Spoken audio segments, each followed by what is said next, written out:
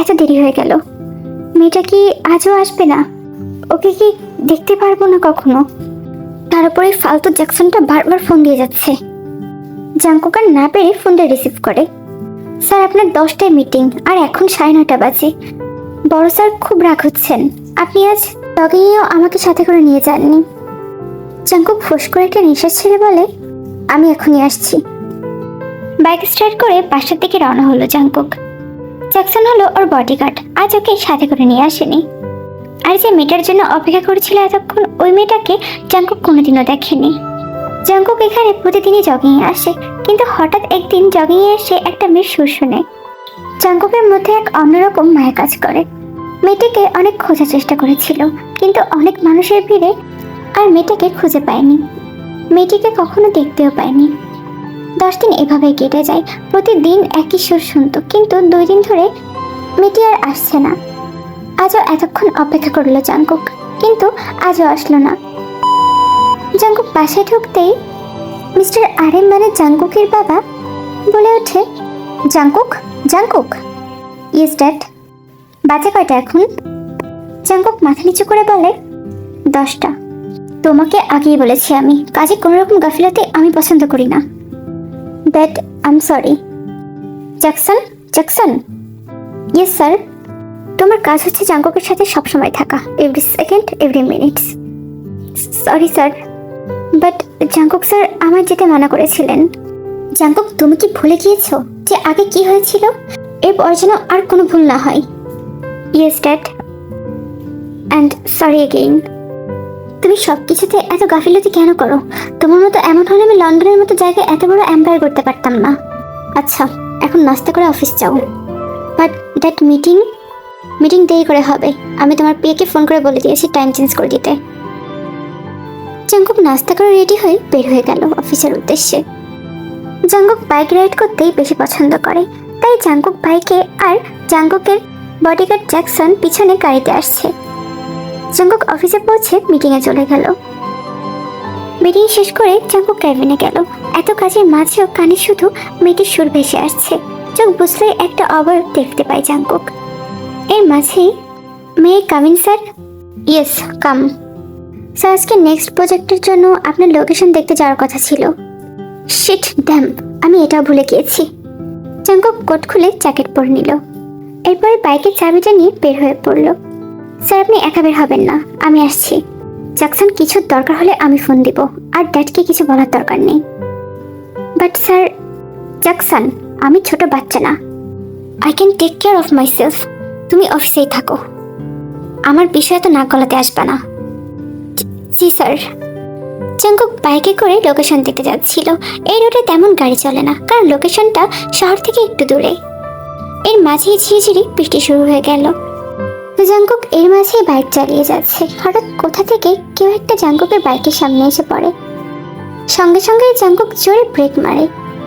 একটা মেয়ের আ করে চিৎকার করার শব্দ শোনা গেল। বাইক থেকে নেমেই জাঙ্কুক হেলমেটটা খুলল। মেয়েটা ভয়ে 2 হাত দিয়ে মুখ ঢেকে রেখেছে।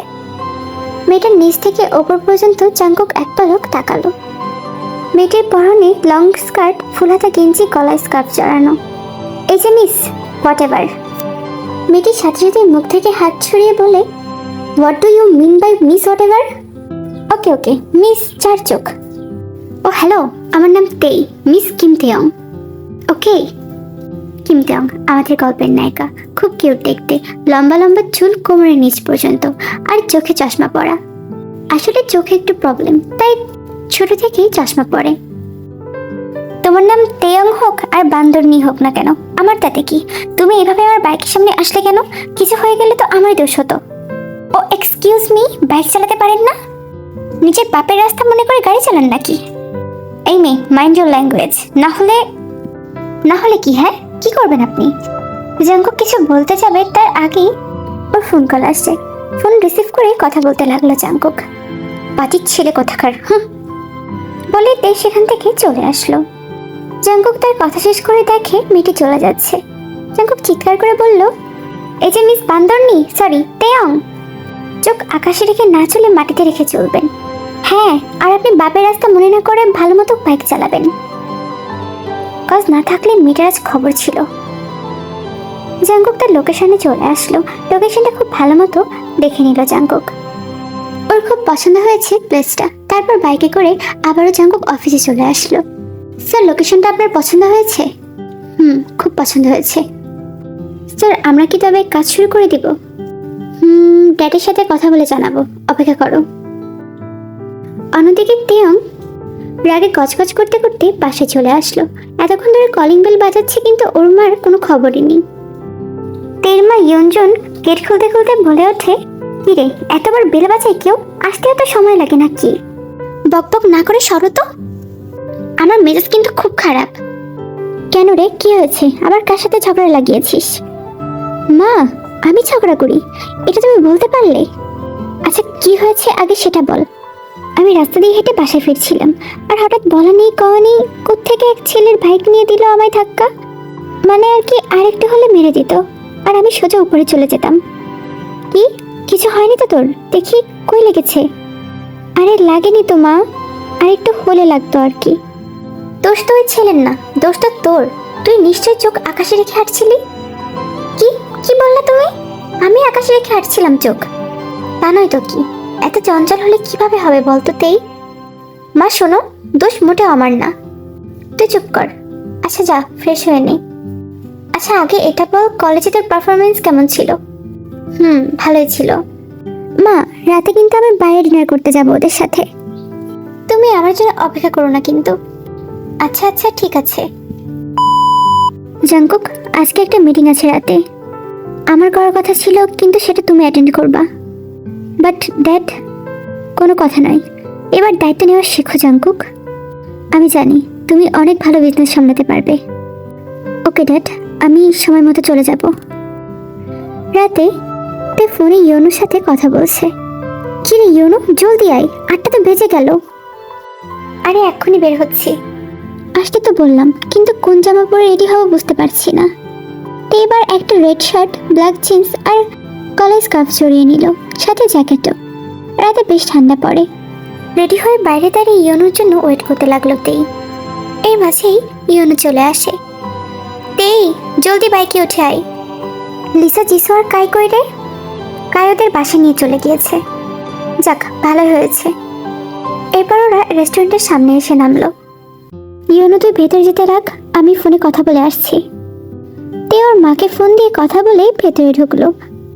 ফোনের দিকে তাকিয়েছিল তে, হঠাৎ খেলো ধাক্কা। ধাক্কা খেয়ে পড়ে যাচ্ছিল তে, মনে হলো কেউ ওকে ধরলো। চোখ বন্ধ করেই আছে তে। এই যে মিস চার চোখ, চোখ খোলো। আরে আপনি, ছাড়ুন আমাকে। ওকে বলেই জাঙ্কুক ছেড়ে দিল, আর তে ঠাস করে নিচে পড়লো। ও মা গো, আমি শেষ। আল্লাহ গো, আমার মাজা শেষ। তে উপর দিকে তাকালো, দেখলো জাঙ্কুক ওর দিকে তাকিয়ে হাসছে। পাজি শয়তান। আমি পাজিও না, শয়তানও না, তুমি ছাড়তে বলেছো তাই ছেড়েছি। বলেই জাঙ্কুক হাসছে। তে তো রাগে মাথা ফেটে যাচ্ছে। বিড়বিড় করে বলছে, ফুচুতের বাচ্চা, গাধার বাচ্চা, অ্যানাকোন্ডার বাচ্চা, হাতির বাচ্চা, গিরগিটির বাচ্চা, নর্দমায় পড়ে থাকা এক বালতি পচা আলো। তে বিড়বিড় করে যাচ্ছে আর জাঙ্কুকের দিকে তাকিয়ে মিটি মিটি হাসছে। তাই বলে আপনি আমাকে এভাবে ফেলে দিবেন? জাঙ্কুক তের দিকে হাত বাড়িয়ে দিল। Hello my all cute friends, তোমরা সবাই কেমন আছো? আর তোমাদের সবার অনেক অভিযোগ যে আপু তুমি কেন এত লেট করে ভিডিও দিচ্ছ। লেট করে ভিডিও দেওয়ার কারণ একটাই, আমি ভিডিও মেক করার সময় পাচ্ছি না। বাট তাও এখন থেকে ট্রাই করবো রেগুলার ভিডিও দেওয়ার। আর আমার এক্সাম চলছে, এক্সামটা শেষ হলে আরও রেগুলার হয়ে যাওয়ার ট্রাই করব। আর প্রথম পর্বটা তোমাদের কেমন লাগলো আমাকে জানিও। পর্বটা একটু ছোট করে বানালাম কারণ তোমাদের মতামত নিব। যদি তোমাদের ভালো লাগে তাহলে কন্টিনিউ করব, আর যদি ভালো না লাগে তাহলে কন্টিনিউ করব না। তাই তোমরা সবাই কমেন্ট করে জানাও যে গল্পটা তোমাদের কেমন লাগছে। গল্পটা তোমাদের ভালো লাগলে নেক্সট পার্ট খুব তাড়াতাড়ি আপলোড করে দিব। আজকের মতো টাটা।